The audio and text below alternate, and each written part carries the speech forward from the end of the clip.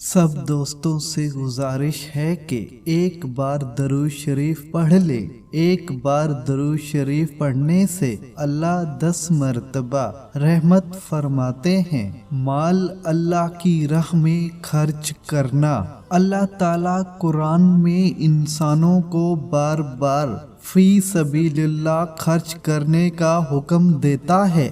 یہ حکم اس تواتر اور تسلسل سے آیا ہے کہ صحابہ کرام نے رسول اللہ صلی اللہ علیہ وسلم سے پوچھا ہم کتنا خرچ کریں؟ تو آپ صلی اللہ علیہ وسلم نے وحی کے مطابق جواب دیا، جو ضرورت سے زیادہ ہے خرچ کر دو۔ اللہ تعالیٰ انسان کو خود سے جوڑنے کے لیے نماز کا حکم دیتا ہے اور انسانوں کو ایک دوسرے سے جوڑنے کے لیے یعنی اللہ کے راستے میں خرچ کرنے کی ہدایت کرتا ہے۔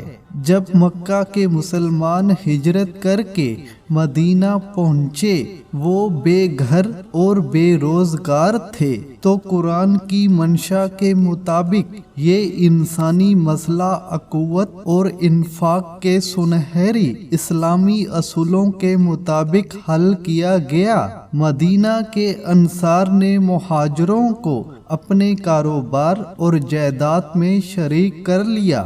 جس کی 2 بیویاں تھیں، اس نے اپنی ایک بیوی کا نکاح مہاجر بھائی سے کر دیا۔ ارشاد ربانی ہے، اور ہم نے جو روزی تمہیں دی ہے اس میں سے خرچ کرو، اس سے پہلے کہ تم میں سے کسی کی موت کا وقت آ جائے اور اس وقت وہ کہے کہ پروردگار تو نے مجھے تھوڑی سی مہلت اور کیوں نہ دی کہ میں خیرات کرتا اور تیرے نیک بندوں میں شمار ہو جاتا، اور جو خرچ بھی تم کرو گے یا جو نظر بھی تم مانو گے اس کا صلہ لازم پاؤ گے، اس لیے کہ اللہ اسے جانتا ہے، اور اللہ کی ہدایت سے منہ موڑ کر اپنی جانوں پر ظلم ڈھانے والوں کا اللہ کے ہاں کوئی مددگار نہ ہوگا۔ تم اپنی خیرات اعلانیہ دو تو کیا ہی اچھی بات ہے، اور اسے چھپاؤ اور غریبوں کو دو تو یہ تمہارے حق میں زیادہ بہتر ہے۔ اس سے اللہ تمہارے گناہ مٹا دے گا جو تم کرتے ہو، اللہ اس سے پوری طرح باخبر ہے۔ خاص طور پر مدد کے مستحق وہ تنگ دست لوگ ہیں جو اللہ کے کام میں ایسے گھر گئے ہیں کہ اپنے روزگار کے لیے زمین میں کوئی کوشش نہیں کر سکتے۔ ان کی خودداری دیکھ کر ناواقف آدمی گمان کرتا ہے کہ وہ خوشحال ہے۔ تم ان کے چہروں سے ان کی اندرونی حالت پہچان سکتے ہو، مگر وہ ایسے لوگ نہیں کہ پیچھے پڑ کر مانگے۔ ان کی احانات میں جو مال تم خرچ کرو گے وہ اللہ سے پوشیدہ نہیں رہے گا۔ جو لوگ صدق دل سے اللہ کی خوشامدی کے لیے خیرات کرتے ہیں اور مستحق و نادر انسانوں کی مالی اناحت کرتے ہیں، اللہ ان کی کمائی اور مال و دولت میں برکت ڈال دیتا ہے، اور آخرت میں ان کو جنت میں اعلیٰ مراتب سے نوازتا ہے۔ ارشاد ربانی ہے، اور اللہ کی خوشامدی کے لیے اور اپنے آپ کو حق پر قائم رکھنے کی غرض سے اپنا مال خرچ کرنے والوں کی مثال اس باغ کی ہے جو بلند اور ہموار زمین پر واقع ہو، اس پر زور کی بارش ہو جائے تو دگنا پھل لائے، اور زور کی بارش نہ ہو تو بھاور بھی کافی ہو جائے۔ جو کچھ تم کرتے ہو اللہ اسے دیکھ رہا ہے۔ قرآنی اخلاقیات کا تقاضا ہے کہ انسان تنگ دل نہ ہو، زر پرست نہ ہو، اور اس کے مال میں خدا اور بندوں کے جو حقوق مقرر کیے جائیں انہیں ادا کرنے کے لیے تیار ہو۔ جس پر ایمان لائے اس کے لیے قربانی دینے سے گریز نہ کرے، اور اللہ کی محبت میں اپنا دل پسند مال رشتہ داروں اور یتیموں پر، مسکینوں اور مسافروں پر، مدد کے لیے ہاتھ پھیلانے والوں پر اور غلاموں کی رہائی پر خرچ کرے، نماز قائم کرے اور زکوٰۃ دے، اور نیک وہ لوگ ہیں کہ جب عہد کریں تو اسے پورا کریں، اور تنگی و مصیبت کے وقت میں اور حق و باطل کی جنگ میں صبر کریں۔ یہ ہیں راست باز لوگ، اور یہی لوگ متقی ہیں۔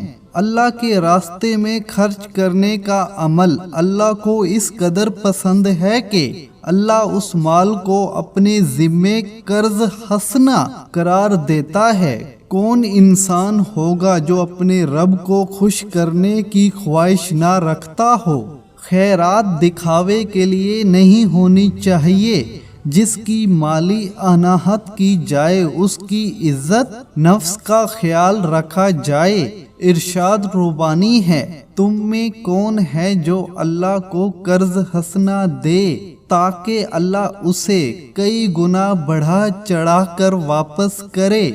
گھٹانا بھی اللہ کے اختیار میں ہے اور بڑھانا بھی، اور اسی کی طرف پلٹ کر جانا ہے۔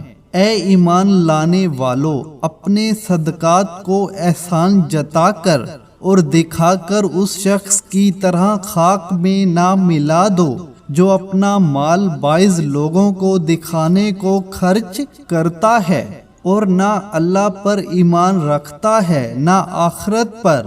اس کے خرچ کی مثال ایسی ہے جیسے ایک چٹان تھی جس پر مٹی کی تہ جمی ہوئی تھی۔ اس پر جب زور کا مینا برسا تو ساری مٹی بہہ گئی اور صاف چٹان کی چٹان رہ گئی۔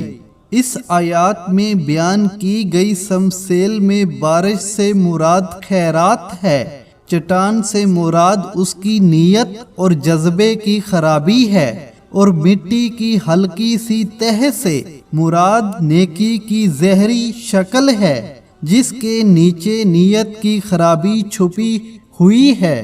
تم نیکی کو نہیں پہنچ سکتے جب تک کہ اپنی وہ چیزیں خدا کی راہ میں خرچ نہ کرو جنہیں تم عزیز رکھتے ہو، اور جو کچھ تم خرچ کرو گے اللہ اس سے بے خبر نہ ہوگا۔ پوچھتے ہیں ہم راہ خدا میں کیا خرچ کریں؟ کہو جو کچھ تمہاری ضرورت سے زیادہ ہو۔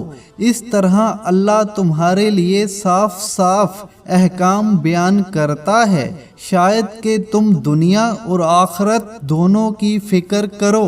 جو لوگ اللہ کی کتاب کی تلاوت کرتے ہیں اور نماز قائم کرتے ہیں اور جو کچھ ہم نے ان کو رزق دیا ہے اس میں کھلے اور چھپے خرچ کرتے ہیں، یقیناً وہ ایک ایسی تجارت کے متوقع ہیں جس میں ہرگز خسارہ نہ ہوگا۔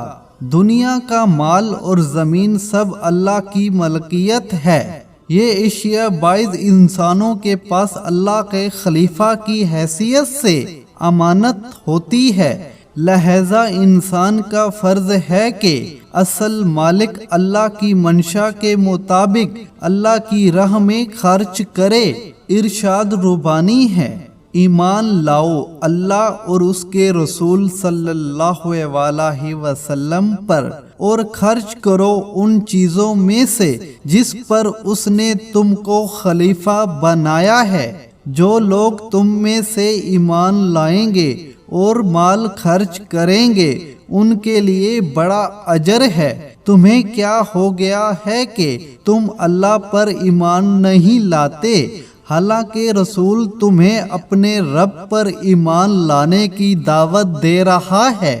کون ہے جو اللہ کو قرض دے، اچھا قرض خیرات، تاکہ اللہ اسے کئی گنا بڑھا کر واپس دے، اور اس کے لیے بہترین اجر ہے۔ اس دن جب تم مومن مردوں اور مومن عورتوں کو دیکھو گے کہ ان کا نور ان کے آگے آگے اور ان کے دائیں جانب دوڑ رہا ہوگا، ان سے کہا جائے گا آج بشارت ہے تمہارے لیے، جنتیں ہوں گی جن کے نیچے نہریں بہہ رہی ہوں گی جن میں وہ ہمیشہ رہیں گے۔ نیکی یہ نہیں کہ تم نے اپنے چہرے مشرق کی طرف کر لیے یا مغرب کی طرف، اصل نیکی یہ ہے کہ کوئی شخص اللہ پر اور یوم آخرت اور فرشتوں پر اور کتاب پر اور نبیوں پر ایمان لائے اور اس اللہ کی محبت میں عزیزوں، یتیموں، مسکینوں، مسافروں، سوال کرنے والوں اور غلاموں کی رہائی پر خرچ کرے۔ بلکہ تم یتیم سے عزت کا سلوک نہیں کرتے اور مسکینوں کو کھانا کھلانے پر ایک دوسرے کو نہیں اکساتے اور میراث کا سارا مال سمیٹ کر کھا جاتے ہو اور مال کی محبت میں بری طرح گرفتار ہو۔ اللہ مال جمع کرنے والوں کو نہیں بلکہ مال خرچ کرنے والوں کو پسند کرتا ہے۔ مال و دولت دنیا میں رہ جاتا ہے اور انسان کے اعمال اس کے ساتھ جاتے ہیں جن کی بنیاد پر جزا اور سزا کا فیصلہ ہوتا ہے۔ امید ہے آپ ان باتوں پر ضرور عمل کریں گے۔ یہ ویڈیو اگر اچھی لگی ہو تو اس ویڈیو کو لائک کر دیں، چینل کو سبسکرائب نہیں کیا تو ضرور سبسکرائب کر دیں اور بیل آئیکن پر بھی پریس کر دیں تاکہ آنے والی نیو سے نیو ویڈیو بر وقت آپ تک پہنچ سکے۔ تو ملتے ہیں اگلی ویڈیو میں، تب تک کے لیے مجھے دے اجازت، اللہ حافظ۔